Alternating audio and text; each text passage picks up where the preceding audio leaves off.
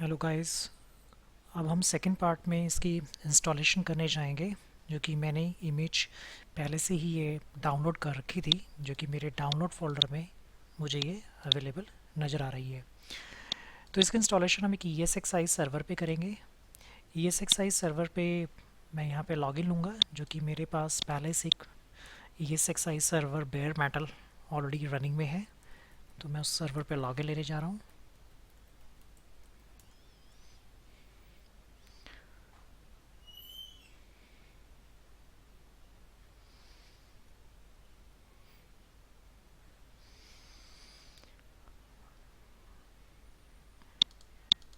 इस सर्वर पे हम देखें तो इस पे एक वर्चुअल मशीन पहले से ही बनी हुई है, जो कि VCSA 7.0 एक वी सेंटर सर्वर अप्लायंस इसमें डिप्लॉयड है 7.0 के।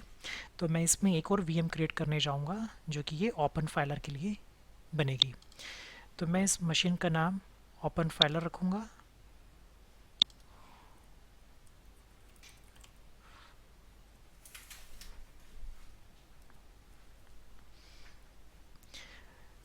कंपेटिबल वर्जन ESXi 6.7 होगा। ऑपरेटिंग सिस्टम हमारा ये लिनक्स बेस्ड होगा, और इसमें हम लोग यूज़ करेंगे रेड हैट यूज़ कर सकते हैं, या फिर आप कोई भी लाइनक्स का एडिशन ले सकते हैं। तो मैं इसमें मोस्ट प्रॉब्ली लेने जो जा रहा हूँ 3.0 का एक्स लाइनक्स 64 बिट लेने जा रहा हूँ, और इसको मैं नेक्स्ट करूँगा।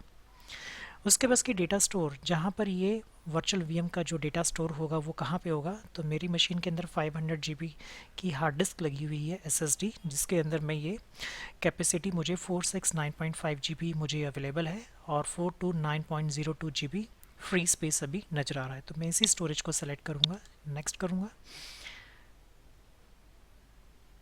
नंबर ऑफ़ CPU मैं इसमें सिंगल रखूँगा। इसमें मेमोरी के अंदर हम मेमोरी इंक्रीज़ करेंगे। इसको मेमोरी देंगे हम लोग 10 GB। वैसे तो 8 GB दे सकते हैं, बट अपनी परफॉर्मेंस के लिए मैं 10 GB रखूँगा, क्योंकि इसमें काफ़ी सारी हमें एक्टिविटी करनी है।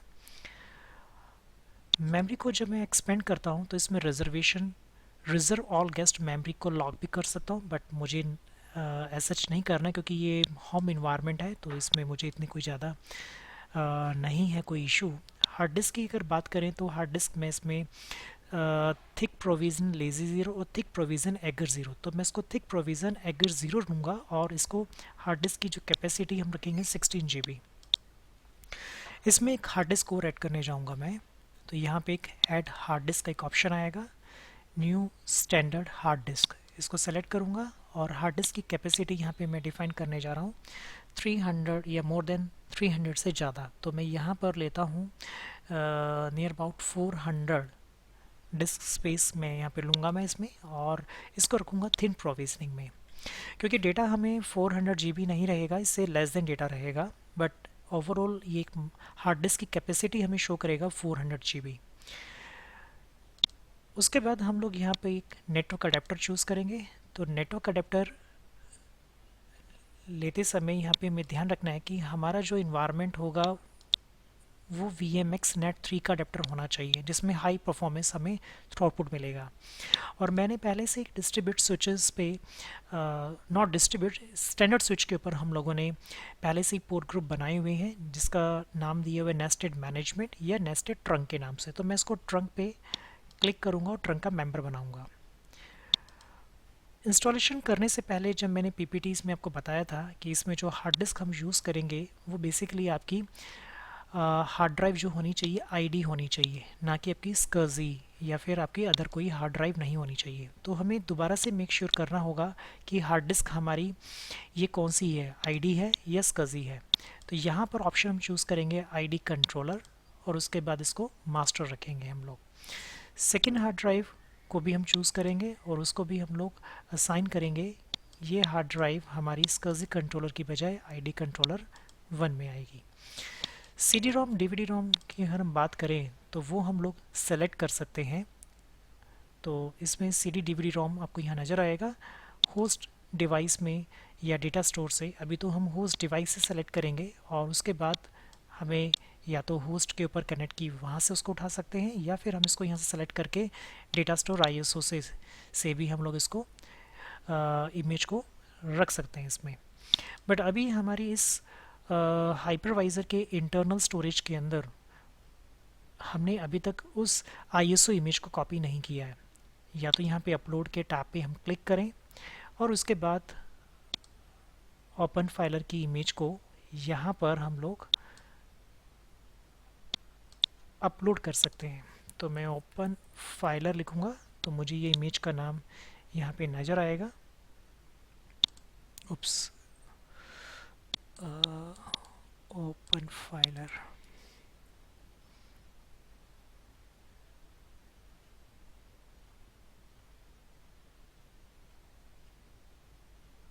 यस, तो ये रहा ओपन फाइलर की इमेज और इसको हम लोग ओपन पे क्लिक करेंगे और यहाँ पर ये अपलोड होना शुरू हो जाएगा।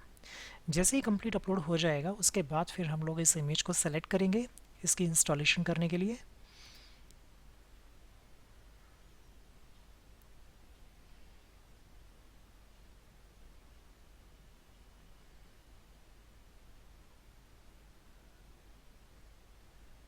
तो ये हमारी इमेज सेलेक्ट हो गई है जो 507 MB की एक ऑपरेटिंग सिस्टम की आईएसओ फाइल है। इसको हम सेलेक्ट करेंगे और देन उसके बाद स्लाइड करके हम इसको चेक कर लेंगे, वेरीफाई कर लेंगे कि जो हमने ऑप्शन अभी चूज़ किए हैं वो करेक्ट है या फिर इनकरेक्ट है। अगर इनकरेक्ट है तो उसको करेक्ट कर लेते हैं। देन उसके बाद उसको नेक्स्ट पे क्लिक करेंगे और then name, data store, guest operating system, compatibility of ESXi 6.7, single CPU, 10 GB RAM, network adapter single, network adapter network type तो हमारे नेस्टेड ट्रंक के नाम से है जो कि हमने एक पोर्ट ग्रुप क्रिएट किया हुआ है एक स्टैंडर्ड स्विच के ऊपर। इसका अडेप्टर VMX Net 3 है। हार्ड ड्राइव की बात करें ID0, ID1 हम यूज़ कर रहे हैं। SCSI कंट्रोलर पैरेलल वर्चुअलाइज है। SATA कंट्रोलर हम इसके अंदर भी ऑलरेडी इसमें एडिट किया हुआ है। हार्ड डिस्क की कैपेसिटी देखिए तो पहली हार्ड डिस्क है 16 GB की और सेकंड जो हार्ड डिस्क है इसकी 400 GB की हार्ड ड्राइव इसमें लगी हुई है। और हमारा जो CD-ROM DVD-ROM है वहाँ से इस ISO इमेज से वो फाइल, ऑपरेटिंग सिस्टम की फाइल इसमें लोड करना शुरू करेगा इस VM के अंदर। इसको हम फिनिश करते हैं और फिनिश करने के बाद ये VM क्रिएट करने में टाइम लेगा। जैसे ये VM क्रिएट हो जाएगी इसमें उसके बाद फिर हम लोग इसके इंस्टॉलेशन के प्रोसेस को कंटिन्यू करेंगे। तब तक के लिए मैं रिकॉर्डिंग को पॉज कर लेता हूँ।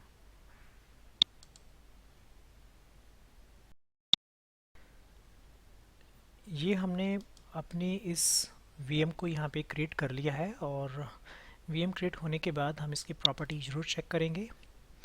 तो अगर इसकी प्रॉपर्टी देखें तो ये नेटवर्किंग अभी कुछ भी नहीं दिखा रहा है। VM टूल भी अभी इसमें इंस्टॉल नहीं है और स्टोरेज में सिर्फ 2 डिस्क की ऑप्शन हमें नज़र आ रही है।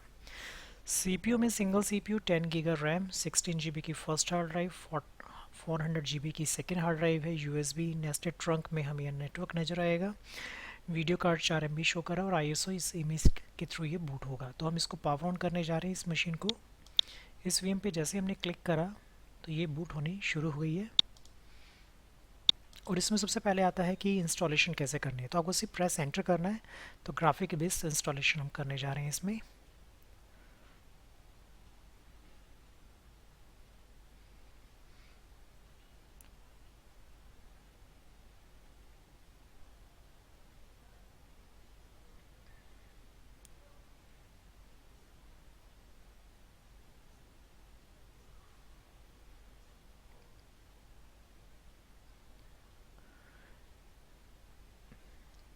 सबसे पहले ऑप्शन आएगा, आपको इसमें नेक्स्ट पे क्लिक करना होगा।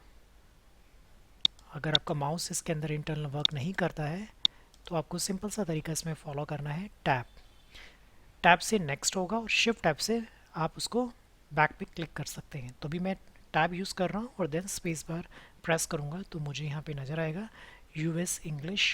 मैं सेलेक्ट करूँगा लैंग्वेज अपनी और उसके बाद नेक्स्ट पे क्लिक करूँगा। देन उसके बाद ये बोलेगा the partition table of device SDA was unreachable.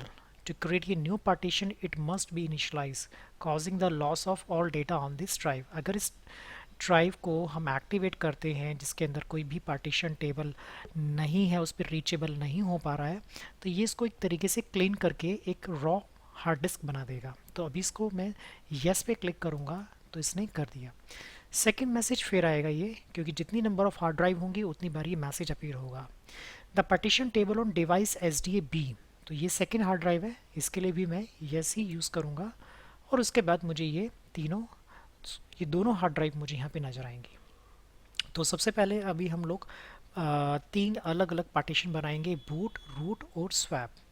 तो इसको बनाने का तरीका बहुत सिंपल सा है। आपको सबसे पहले अपने शिफ्ट का इस्तेमाल करेंगे और शिफ्ट को करने के बाद इसमें सबसे ऑप्शन आएगा create a custom. But custom को सिलेक्ट करने से पहले आप अपनी SDB वाली हार्ड ड्राइव को अनसेलेक्ट कर लीजिए। दोबारा शिफ्ट टैब से आप वापस आएंगे और उसके बाद क्रिएट कस्टम का एक ऑप्शन आपको नज़र आएगा।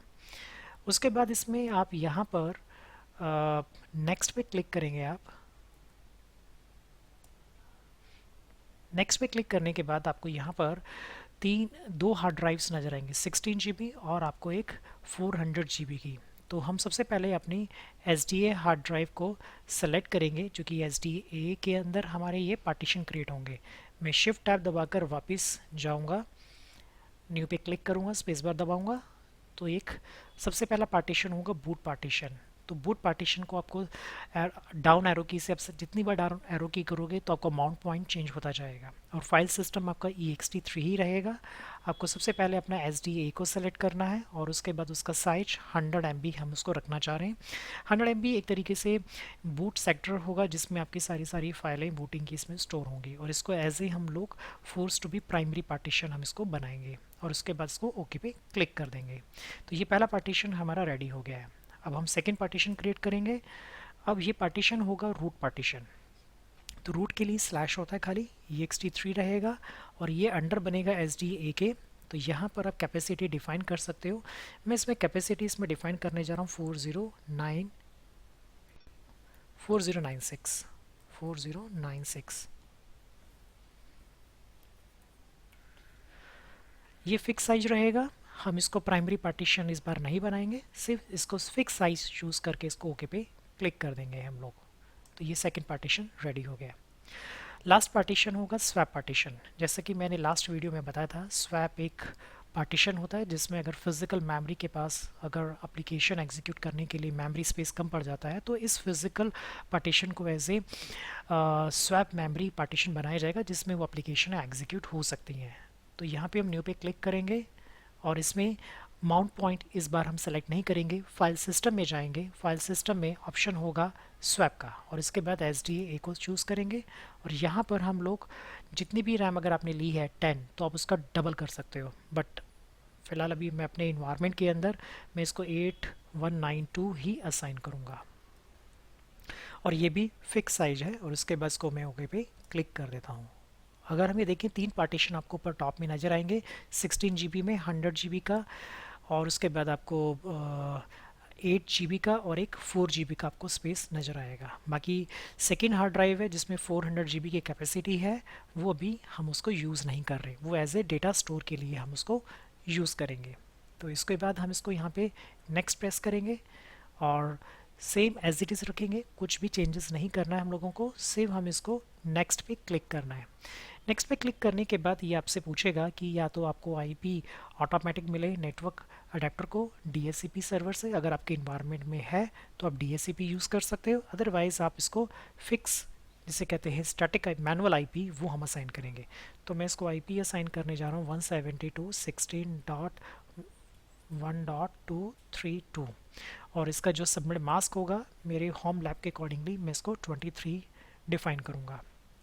IP वर्जन V6 का सपोर्ट मुझे नहीं चाहिए तो मैं इसको डिसेबल कर दूंगा और उसके बाद इसको यहाँ पे ओके पे क्लिक करके मैं यहाँ से बाहर आ जाऊँगा। ये हम लोगों ने IP असाइन कर दिया। इसका क्या नाम रखना चाहते हैं तो मैंने रखा san.nas। गेटवे क्या रहेगा 172.16.1.1। DNS सर्वर अभी हम यूज़ नहीं कर रहे, तो अब अगर आप देना चाहें तो इंटरनेट का गूगल का जो DNS होता है वो आप उसको दे सकते हैं। और उसके बाद हम इसको यहाँ से नेक्स्ट करते हैं। उसके बाद लोकेशन आप कहाँ की डिफ़ाइन करना चाहते हैं, ये लोकेशन टाइम जोन के ऊपर डिपेंड करता है। तो अगर आप एशिया पैसिफिक में है तो हम लोग एशिया पैसिफिक आपको डिफ़ाइन करना होगा। बेसिकली हमें अब इंडिया के अंदर कैलकाटा सेलेक्ट करना होगा और सिस्टम क्लॉक यूज़ UTC ही सेलेक्ट रहेगा आपका। आपको सिर्फ इसके बाद नेक्स्ट पे क्लिक करना है। उसके बाद रूट पासवर्ड क्या रखेंगे, तो रूट पासवर्ड ध्यान रखें कि रूट पासवर्ड वो पासवर्ड होता है जिससे CLI से आप लॉगिन ले सकते हो, बट GUI से लॉगिन लेने के लिए इसके अलग यूज़र नेम पासवर्ड होते हैं, वो मैं आपको नेक्स्ट वीडियो में बताऊंगा। तो अभी हम लोग इसके अंदर इसको एक रूट का पासवर्ड असाइन करते हैं। तो पासवर्ड है जो मैं अपनी लैब के अंदर इम्प्लीमेंट करूँगा, VM कैपिटल होगा, WARE 1 और एक्सक्लेमेशन, ये हमारा पासवर्ड होगा, VMware 1 एक्सक्लेमेशन। तो ये हमारा पासवर्ड चलेगा इसमें, और उसके बाद इसको हम लोग नेक्स्ट पे क्लिक करेंगे और नेक्स्ट, और ये इंस्टॉलेशन होनी शुरू हो जाएगी। जैसे इसकी इंस्टॉलेशन पूरी कंप्लीट हो जाएगी, ये उसके बाद रीबूट मांगेगा। तो इस मशीन को हम लोग रीबूट करेंगे।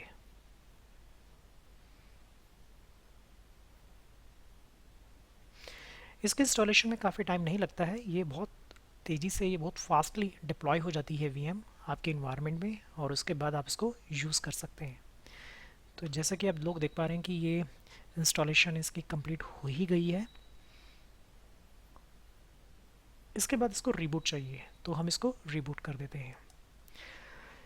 नेक्स्ट वीडियो के अंदर हम डिस्कस करेंगे इसको किस तरीके से कॉन्फ़िगर किया जाता है, और ESXi सर्वर्स में इसको कैसे कनेक्ट करेंगे, तो वो हम लोग नेक्स्ट वीडियो में डिस्कस करेंगे। Thank you.